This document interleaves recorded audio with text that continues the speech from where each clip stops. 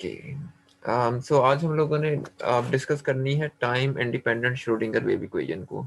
पिछली बार आप लोगों ने देखा था कि हमने time dependent Schrodinger wave equation को डिस्कस किया था। आज हम लोग टाइम इंडिपेंडेंट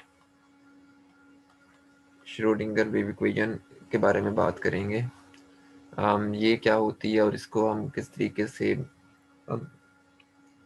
से इससे क्या क्या रिजल्ट्स हम लोग इन्फर कर सकते हैं। दो इंपॉर्टेंट इक्वेशन है क्वांटम मैकेनिक्स में, दोनों ही श्रोडिंगर इक्वेशंस हैं।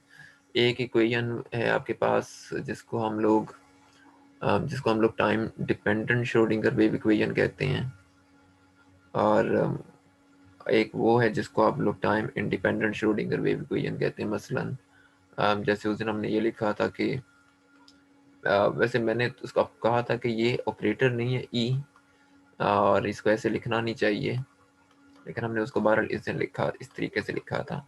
तो बहरहाल असल जो टाइम डिपेंडेंट अभी हम बात करेंगे कि अभी हम थोड़ी देर तक देखते हैं कि मुकम्मल श्रोडिंगर वेव इक्वेशन क्या होती है आपके पास। तो फिलहाल थोड़ी देर के लिए हम इस ऑपरेटर को यहाँ से रिमूव कर देते हैं।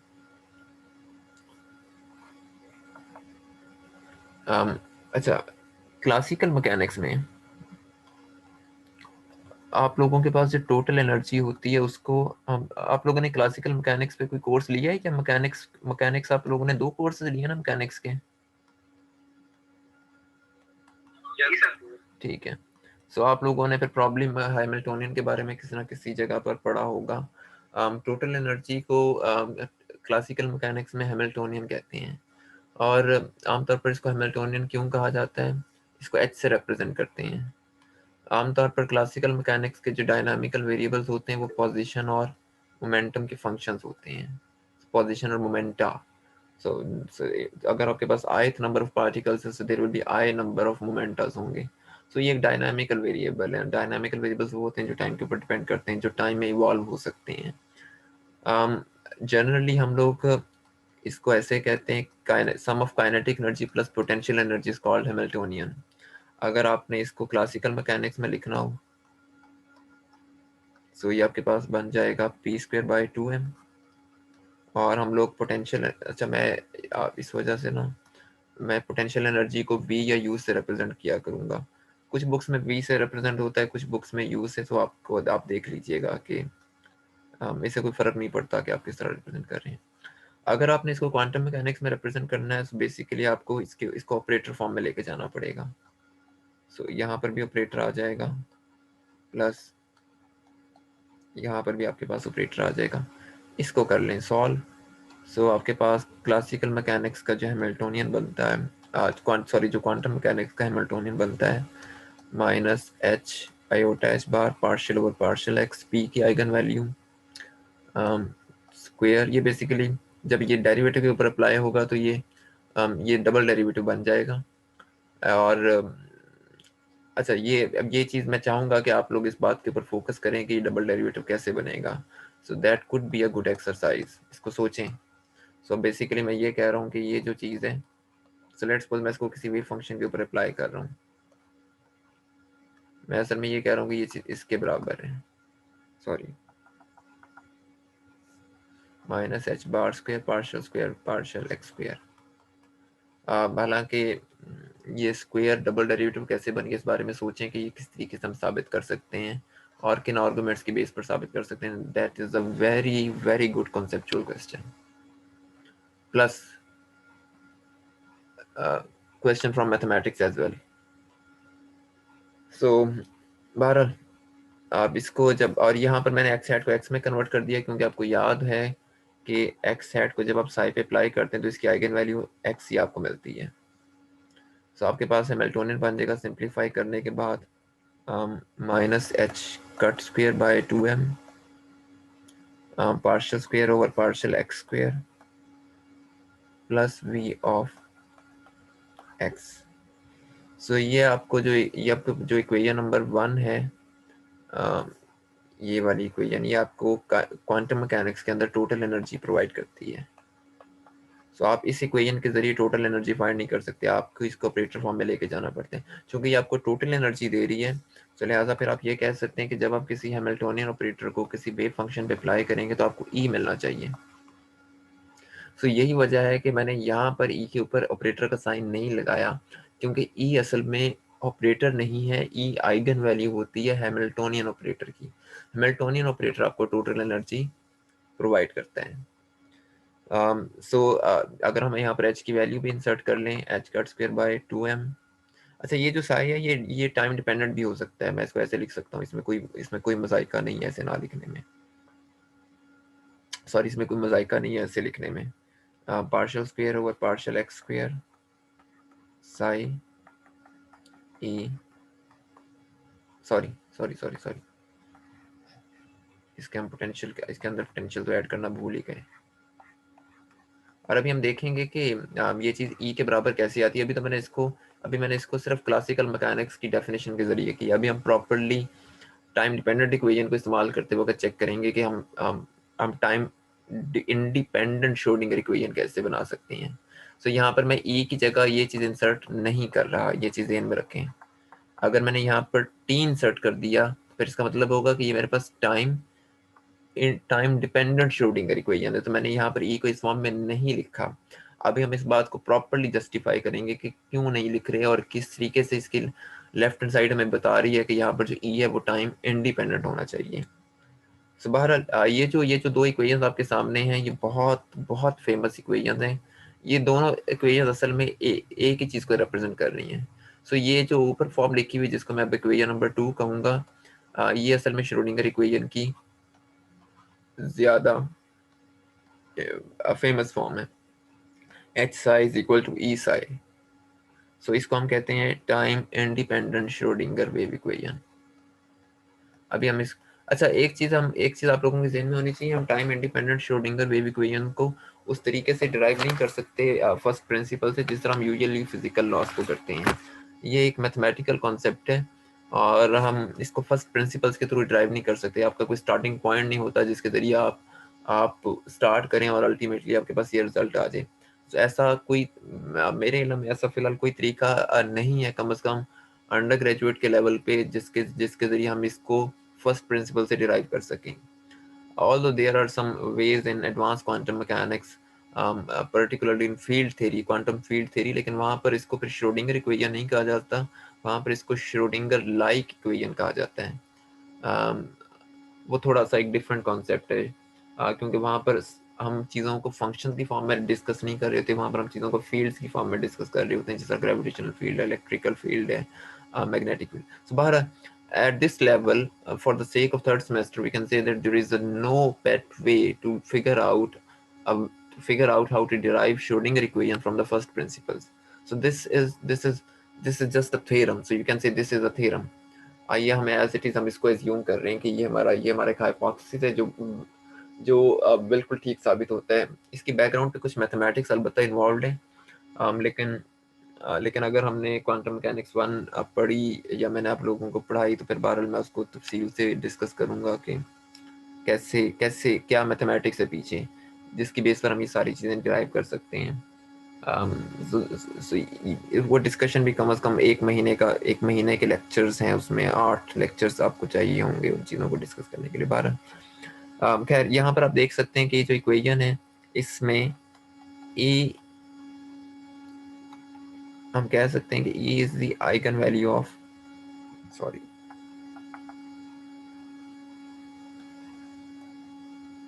eigenvalue of Hamiltonian,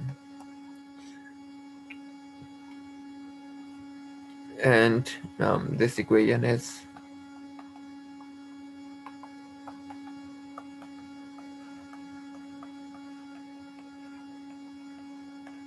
independent of time,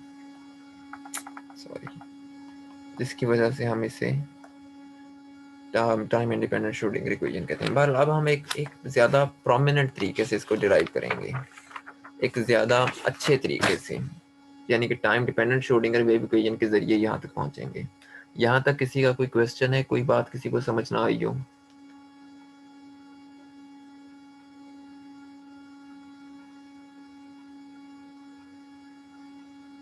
no sir. Okay,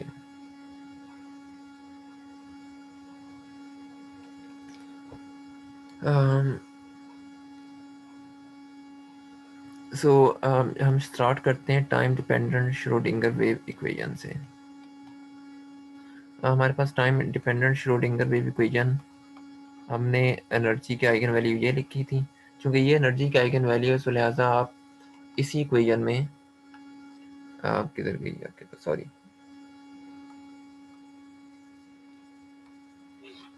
इसको हम दूसरे बोर्ड पे करते हैं। सो आपने करना क्या है, आपने सिर्फ इसी इक्वेशन को फॉलो करना है और यहाँ पर ई की आइगन वैल्यू इंसर्ट कर देनी है। सो ये आपके पास Schrodinger time dependent Schrodinger wave equation बन जाती है, क्योंकि अब इसके अंदर एक टाइम का फैक्टर आ जाता है। सो time dependent Schrodinger wave equation is minus aorta H bar partial Sai. अब ये देखें, मैंने इसको कैपिटल साई रखा है क्योंकि अब ये टाइम डिपेंडेंट है।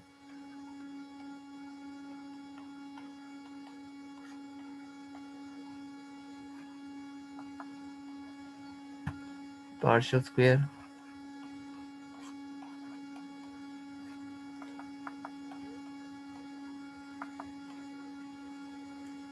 प्लस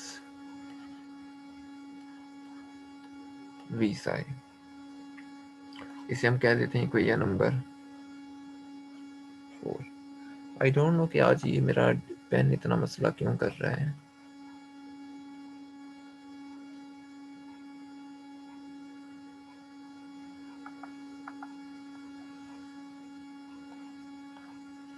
अच्छा, यहाँ पर हम लोग एज्यूम ये करेंगे कि v आपके पास टाइम के ऊपर डिपेंड नहीं कर रहा, इस टाइम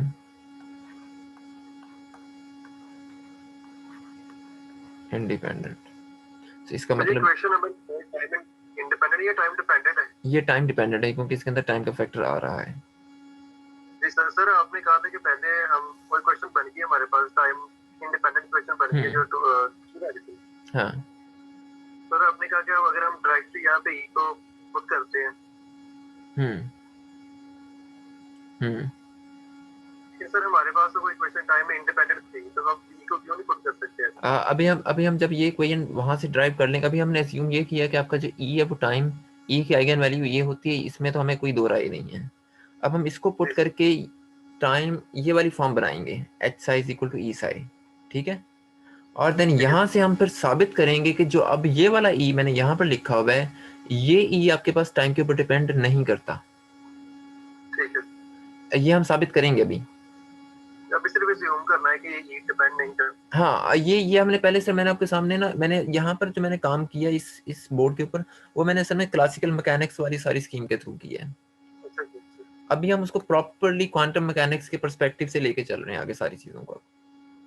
अब मैंने सिर्फ आपको शो करवा दिया था कि ये ऐसे ऐसे होता है, अब हम देख रहे हैं कि ऐसे ऐसे कैसे होगा। ठीक है। सो अब ये आपने सिचुएशन ले ली, इसका मतलब है कि v फंक्शन है सिर्फ x का, t का फंक्शन नहीं है। लेकिन ये तो आपके पास बराबर है x पे भी और t पे भी। और यहाँ पर देखें, लेफ्ट हैंड साइड पे टाइम का सिंगल डेरिवेटिव है, राइट हैंड साइड पर पोजीशन का डबल डेरिवेटिव है।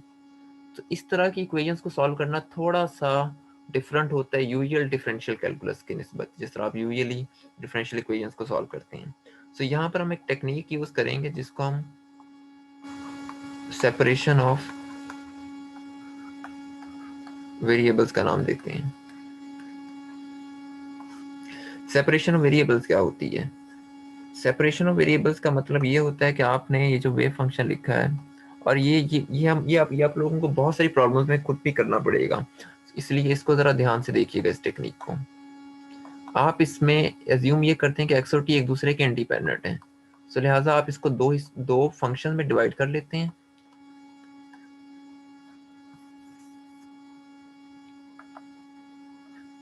एक फंक्शन सिर्फ एक्स के ऊपर डिपेंड करता है और एक फंक्शन सिर्फ टी पे करता है। आपने यानी कि वेरिएबल्स को सेपरेट कर लिया है। क्लियर? ये मेन आइडिया इसका। अब आपको यहाँ पर चाहिए क्या है, आपको टाइम का फर्स्ट डेरिवेटिव चाहिए और पोजीशन का डबल डेरिवेटिव चाहिए। तो आप यहाँ पर टाइम का फर्स्ट डेरिवेटिव लें, वो आपके पास बनेगा पार्शियल।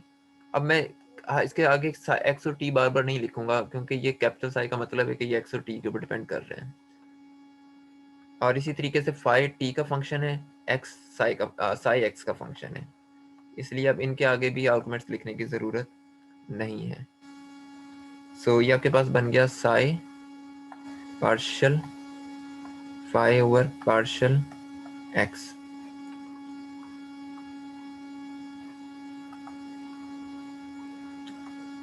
पार्शियल एक्स के लिहाज से डबल डेरिवेटिव ले लें,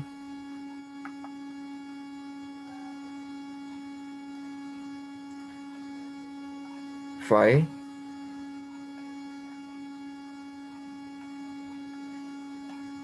partial x square over partial sorry sorry sorry sorry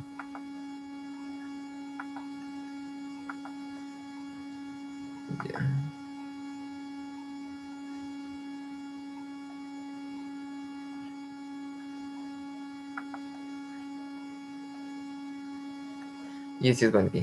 आप लोग मुझे प्लीज़ 1 मिनट दें, मैं इसकी ना इसकी निप चेंज कर लूँ अपने पेन की, शायद फिर ये ठीक काम करने लग जाए। Just give me a minute. Okay sir. मैं मीटिंग रिकॉर्डिंग पॉज करता हूँ। Let's resume.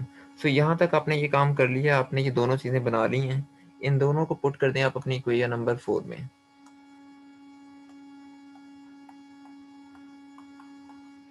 ये आपके पास बन जाएगी iota H bar phi partial psi over partial T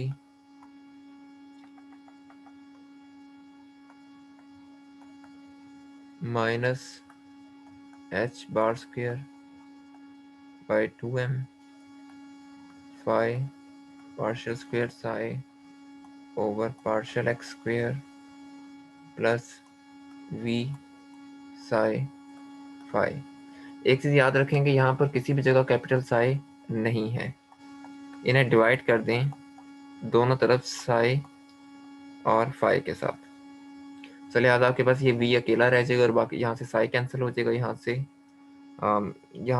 से आपके पास यहाँ से फाई कैंसिल हो जाएगा। सॉरी मैंने मिस्टेक कर दी है लिखते हुए। सो यहाँ से फाई कैंसिल हो जाएगा और यहाँ से साई आपके पास।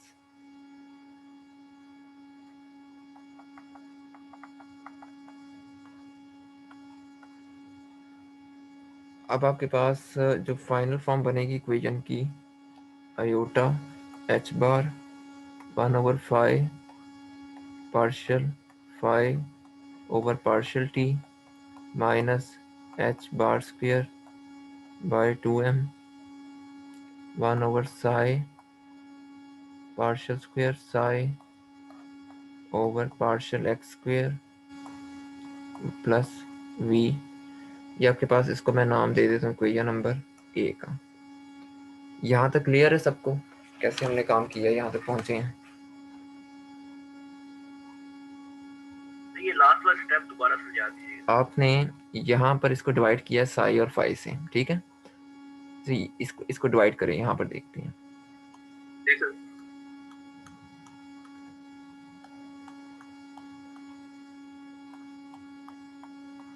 यहाँ पर क्या बचेगा 1/5 लेफ्ट हैंड साइड पे। जी सर। ये हमने यहाँ पर 1/5 लिख दिया, राइट हैंड साइड पे 1/साई बचा और यहाँ पर बी बचा, ये दोनों लिख दिए। जी सर ठीक हो। ठीक है। अच्छा, अब यहाँ पर ये इक्वेशन एक बड़ी एक इंटरेस्टिंग चीज यहाँ से हमें नजर आ सकती है। एक तो ये कि ये इक्वेशन की लेफ्ट हैंड साइड टी के ऊपर डिपेंड कर रही है और राइट हैंड साइड एक्स पे, ऐसे ही है। जी सर। तो ये दोनों बराबर कब होंगी? ये दोनों इक्वेशन लाजमी तौर पर किसी कांस्टेंट सी के बराबर होनी चाहिए, किसी भी कांस्टेंट नंबर के। यानी कि लेफ्ट हैंड साइड अलग किसी कांस्टेंट के बराबर होगी और राइट हैंड साइड अलग किसी कांस्टेंट के बराबर होगी। अगर तो ये दोनों नंबर कांस्टेंट है तभी ये दोनों बराबर होंगी। अगर तो ये वेरिएबल्स हैं फिर तो ये बराबर नहीं हो सकती इक्वेशंस, क्योंकि दोनों डिफरेंट पैरामीटर्स के ऊपर डिपेंड कर रही हैं। क्लियर? जी सर। सो अब हमने असल में उस कांस्टेंट को फिगर आउट करना है कि वो कांस्टेंट क्या है और उसको कैसे हम फाइंड कर सकते हैं उस कांस्टेंट की वैल्यू, और हम देखेंगे कि वो कांस्टेंट एनर्जी के बराबर आएगा किस तरह। चलें फिगर आउट करते हैं। पहले हम सॉल्व करते हैं लेफ्ट हैंड साइड को।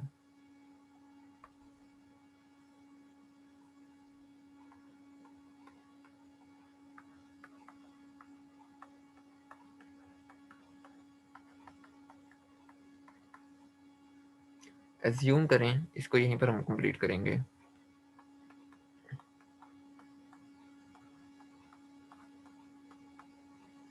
ये चीज आपके पास किसी कांस्टेंट c के बराबर है। ये c स्पीड ऑफ लाइट नहीं है। इसको सिंप्लीफाई कर लें।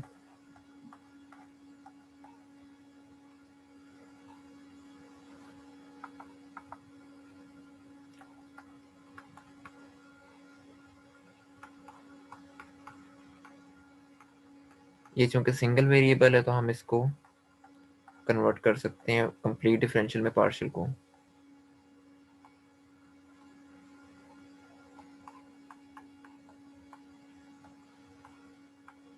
इसको इंटीग्रेट कर लें। यहाँ पर आपको मिलेगा log of phi minus iota C T over H bar plus कोई कांस्टेंट के। अगर आपके पास t की वैल्यू 0 हो तो फाई ऑफ t भी 0 होगा, यानी k की वैल्यू भी 0 आएगी। तो ये कांस्टेंट कोई फर्क नहीं डालेगा यहाँ पर। अब आपके पास इक्वेशन बन गई log of phi iota C T over H bar minus के साथ। अच्छा, फाई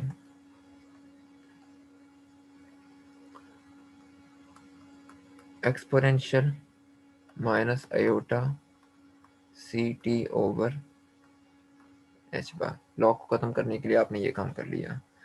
इसे हम कह देते हैं इक्वेशन नंबर 5। अच्छा, अब हम लोग डिफाइन करते हैं। अब चूंकि अब आप यहाँ पर c को स्पीड के तौर पर ले सकते हैं। उसकी वजह यह कि आपका वेव फंक्शन किसी ट्रेवलिंग वेव को रिप्रेजेंट कर रहा है। सो c आपके पास उस ट्रेवलिंग वेव की स्पीड हो सकती है, और जो ट्रेवलिंग वेव्स होती हैं वो यूजली स्पीड ऑफ लाइट से ट्रेवल कर रही होती हैं। सो लिहाजा आप यहाँ पर डिफाइन कर सकते हैं कि sense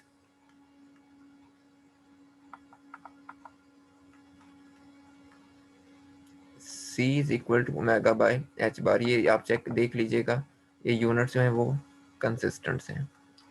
so omega is equal to sorry sorry sorry sorry sorry sorry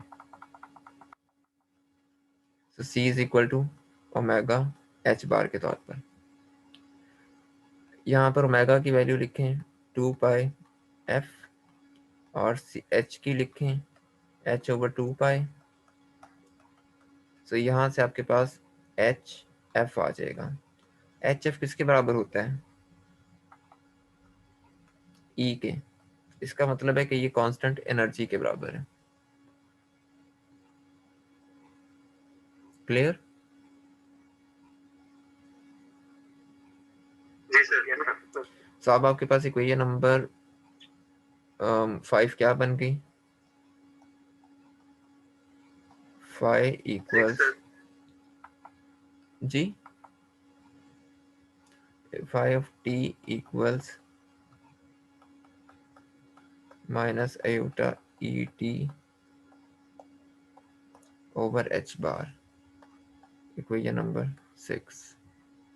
ये आपने टी लेफ्ट हैंड साइड को सॉल्व कर लिया। अब हमने करना है राइट हैंड साइड को सॉल्व। सो इसी तरीके से हम लोग स्टार्ट करते हैं।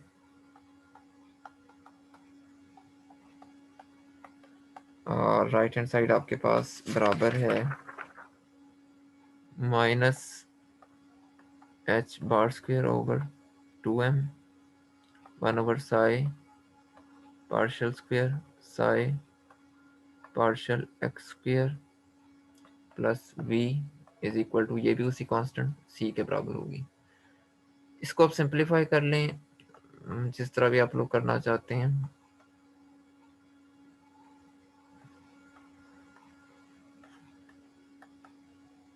So V psi is equal to C psi। ये जो C है ये असल में आपके पास E के बराबर है। इसको इस साइड पे ले आए, लाना चाहते हैं ले आए, नहीं लाना चाहते ना लाएं, वो आपकी मर्जी है।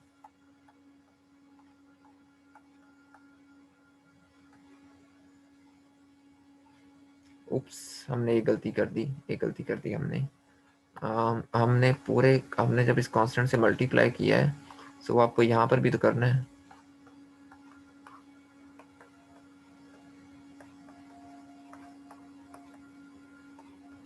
सारी बात है, ये कांस्टेंट इस सारी टर्म्स के साथ मल्टीप्लाई होना है। सो आप चाहें तो इसको ऐसे लिख लें सिर्फ,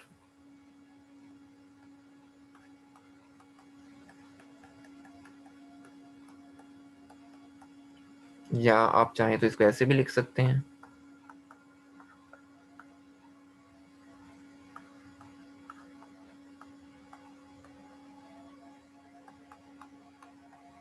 या आप चाहें तो इसको ऐसे भी लिख सकते हैं।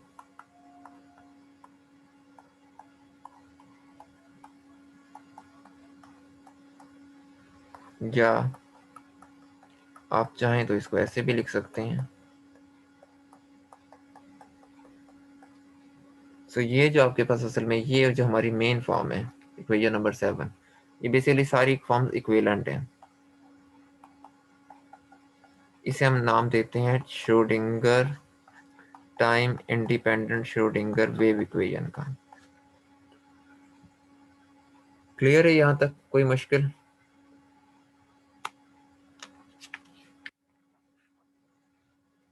हाँ सर। सो यानी कि सारा कुछ क्लियर है यहाँ तक, कोई मसला तो नहीं है किसी चीज़ को समझने में? हाँ। ठीक है, काफ़ी इतना ही, हम थोड़ा सा और पढ़ लें आज। वैसे लेक्चर अभी ख़त्म नहीं हुआ, मैंने इसमें और चीज़ें भी, अभी इस इक्वेशन की स्टडी, इस इक्वेशन की कुछ प्रॉपर्टीज़ को डिस्कस करना है, लेकिन मैं सोच रहा हूँ कि इसको हम कल कर लें। जी सर, कल कल कल कर लीजिए, जैसे स्टूडेंट भी कम है वो भी आ जाएंगे। वो तो हमेशा ही कम होते हैं, लेकिन सर आज ज़्यादा ही कम है।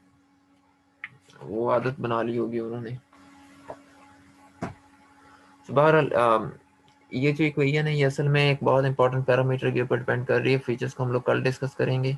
असल में हमारी क्वांटम मैकेनिक्स में जितनी भी प्रॉब्लम्स होती हैं वो डिफरेंट वी के लिए इस इक्वेशन को सॉल्व करना है। सो आपकी इक्वेशन असल में पोटेंशियल्स के ऊपर डिपेंड कर रही होती है। हम डिफरेंट तरह के पोटेंशियल्स के लिए इस इक्वेशन को सॉल्व करते हैं, वहाँ से आपको साई भी मिलता है, वहीं से आपको ई भी मिलता है। सो हम पोटेंशियल के लिए सॉल्व करके हमारा मकसद ये होता है कि हम वेव फंक्शन फाइंड आउट करें और एनर्जीज फाइंड करें। वेव फंक्शन फाइंड आउट करना इसलिए इंपॉर्टेंट होता है क्योंकि वेव फंक्शन आपको सिस्टम की स्टेट्स बता रहा होता है।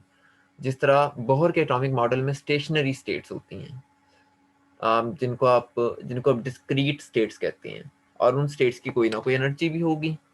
वो एनर्जी आपको इस इक्वेशन को जब आप सॉल्व करते हैं तो फिर ये H psi equal to E psi आता है। ये ई कैसे कैलकुलेट करना है, हैमिल्टोनियन को प्लेट करवाते हैं उस वेव फंक्शन के ऊपर। एक दफ़ा अगर आप फाई की फॉर्म कैलकुलेट कर लें, क्योंकि फाई की फॉर्म हर जगह पर ये नहीं होती, ये चीज़ ध्यान में रखिएगा, हर जगह पर फाई इस फॉर्म में नहीं होता। ये तो एक नॉर्मलाइज, ये जो वेव फंक्शन होता है इसके साथ मैं यहाँ पर ए लगा देता हूँ, इसको प्लेन वेव कहते हैं। लेकिन हर फिजिकल सिस्टम प्लेन वेव्स की फॉर्म में नहीं होता, सो वहाँ पर इसकी फॉर्म चेंज होती रहती है। सो लिहाजा हमारा मेन टारगेट ये होता है कि इस इक्वेशन को सॉल्व करके साई निकालें। जब एक दफ़ा साई निकल आता है तो उसके ऊपर इस ऑपरेटर को अप्लाई करवाते हैं। इस ऑपरेटर को अप्लाई करने से आपको ई मिलता है, वो हमें बताता है सिस्टम की एनर्जीज क्या होंगी। सो हम जब हाइड्रोजन एटम को सॉल्व करेंगे तो आप लोग देखेंगे कि ये श्रोडिंगर इक्वेशन से वही सारा कुछ पता लगता है जो हमें बोहर के एटॉमिक मॉडल से पता लगता है, और काफ़ी हद तक इक्वेशन सिमिलर भी होंगी। जब एग्जैक्टली याद नहीं कि वो एग्जैक्ट कॉपी बनती हैं या नहीं बनती हैं, या किस हद तक एग्जैक्ट कॉपीज, लेकिन बार उनकी फॉर्म वही वैसी ही बनती है जैसी जैसी बोहर एटॉमिक मॉडल प्रेडिक्ट करता है हाइड्रोजन एटम के लिए, जब हम इसको हाइड्रोजन एटम के लिए सॉल्व करेंगे। कल की क्लास में हम लोग ये देखेंगे कि इसके डिफरेंट फीचर्स क्या हैं, और इसके सॉल्यूशंस हमें क्या बताते हैं। सो सो ये आज के हमारे लेक्चर हमारा आज का लेक्चर यही था। इसमें अगर आप लोगों ने कुछ पूछना हो तो फिर आप लोग डिस्कस कर लें। मैं अब रिकॉर्डिंग स्टॉप करने लगा हूँ।